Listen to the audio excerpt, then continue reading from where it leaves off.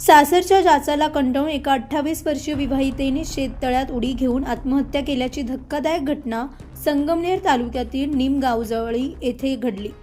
माधुरी अरगडे असं आत्महत्या केलेल्या महिलेचं नाव आहे.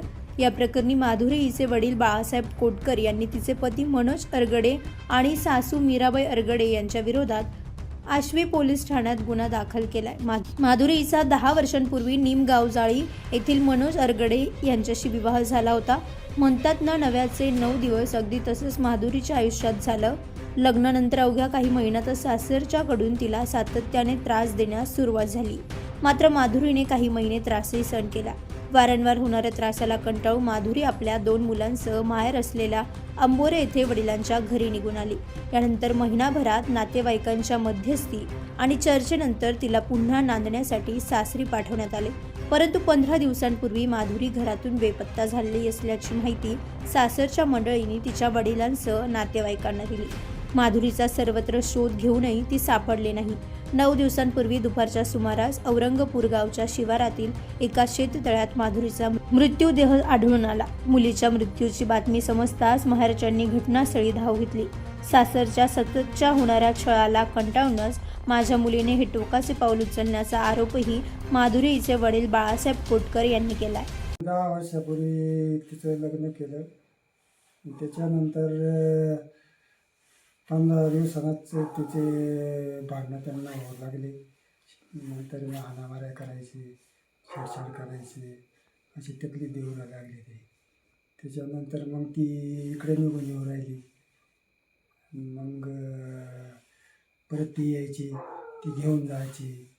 आम्ही पाठवायचो, वा इथे नको आहे, वा तुझ्या घरी बरं होईल, नाम दिलं चांगलं राहील, असं याच्या दृष्टीनं आम्ही तिकडे पाठवले. पण तरी ते यायचे, तिला थोडं गोड बोलून तिला फसवायचे आणि ती घेऊन जायची. मग आम्ही पाठवायचो. स्टँडवर आली, मला फोन केला, म्हणजे पप्पा तुम्ही तिथे आलेले म्हणजे स्टँडवर. मग मी गेलो, तिला घरी घेऊन आलो. घरी आल्यानंतर मग परत 15 दिन वार गेले त्याच्यामध्ये. त्याच्यानंतर मग मी परत पाठवली, कारण मुलगा होता एक बारीक शाळेत जात होता, लहान. तर मग तिच्या पोराची शाळा बुडती आणि ते पोरगा बी असेल, त्यालाही भाकर नाही, तुकडा नाही. तिचा नवरा बी असा बाहेर भाकरी खातो. मग त्याच्या हिशोबाने मी पाठवले बाबा. आणि तर मग त्याच्यानंतर मग परत ती वकील आली, त्यांची मेवणी.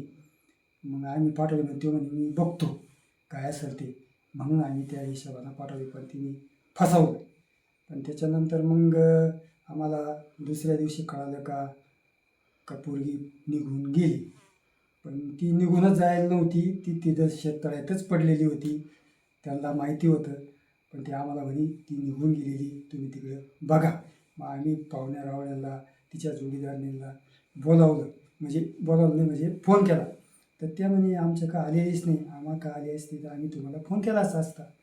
पण ते म्हणजे आम्हाला काही येईल नाही. मग आम्ही शिर्डीला गेलो, संगमनेरला गेलो, असे बाहेर अनेक ठिकाणी फिरलो. 4-6 जण आम्ही फिरलो. पण ते काय लक्षातच बसलं नाही आमच्या नजरेपडाना कुठं काय व्हायना. मग आम्ही आलो. त्याच्यानंतर आमचे बंधू गेले. तर बंधूला म्हणे इकडे खालती विहीर आहेत, म्हणे तेवढ्या तुम्हाला शंका आहे तर त्या बघून या. आणि पाठीमागं शेततळं येतं, म्हणे आम्ही त्या शेततळ्यात बघितलेलं आहे म्हणे. तर त्याच्यात तर काही नाही म्हणे. पण आमचे बंधू थोडे 10 फुटावर राहिले होते, फक्त चढायचे शेततळं पाण्यासाठी. ते म्हणे आम्ही बघितलेलं आहे म्हणे. मग आमच्या बंधूला वाटलं बाबा नसेल म्हणे तिथं.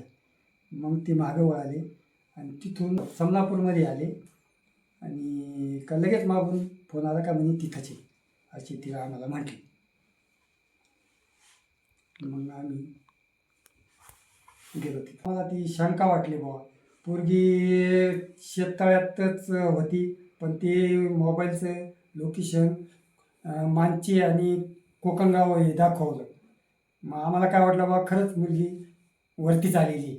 पण पोरगी वरती आलेलीच नव्हती, ती तिथंच होती. त्यांना माहिती होतं का पोरगी इथे लोकेशन. तिनेच तिकडे कोकणगावमध्ये जाऊन ते लोकेशन उघडलं आणि स्विच ऑफ केला आणि ते घरी आले. आणि मग ते आता तिथं गेलीचे. पण मग आता ह्या पोरांचं काय दोन, मग यांचे काहीतरी केलं पाहिजे बुवा. उद्या जर त्यानं बायको दुसरी केली तर या पोरांचं काय? मग आम्हाला शंका आहे बॉय, घातपाताची शंका आहे बुवा, हिने मारलेलीची असं. याआधी माधुरी हिच्या पत्नीनेही ती बेपत्ता असल्याची तक्रार दाखल केली होती. मात्र मुलीच्या वडिलांच्या तक्रारीनंतर त्याच दिवशी दोघा संशयितांना पोलिसांनी ताब्यात घेतलं असून त्यांना न्यायालयीन कोठडी देण्यात आली असल्याची माहिती आश्वी पोलीस ठाण्याचे सहाय्यक पोलीस निरीक्षक सुदाम शिरसाट यांनी दिली. दिवसापूर्वी म्हणजे ती मुलगी मिसिंग असल्याची तिच्या पतीने तक्रार दिलेली होती. त्यानंतर तिचा मृतदेह दिनांक 12 तारखेला तो मिळून आला. नंतर पीएमसाठी पाठवलं. तिच्या वडील बाळासाहेब कोटकर यांच्या फिर्यादीवरून मैताचा पती आणि तिची सासू यांच्याविरुद्ध तक्रार दिलेली होती. आरोपींना आम्ही त्या तक्रारीप्रमाणे गुन्हा दाखल करून घेतला आणि त्याच दिवशी आरोपी क्रमांक 1ला एक अटक केलं आणि दुसऱ्या दिवशी महिलेला अटक केलं. आज रोजी पाहावे तर सदर दोन्ही आरोपी PCR होते 13 तारखेपासून आणि आज त्यांना MCR करण्यात आलेला आहे. सदर गुन्ह्यातील साक्षीदार तसेच इतर आजूबाजूचे साक्षीदार आहेत किंवा मयतीचा मुलगा आहे यांचे जबाब नोंदवण्यात आलेले आहेत आणि पुढील कारवाई तपास करून सुरू आहे. सध्या संशयितांना न्यायालयीन कोठडी सुनावण्यात आली असून घटनेचा पुढील तपास आश्वी पोलीस करतायत.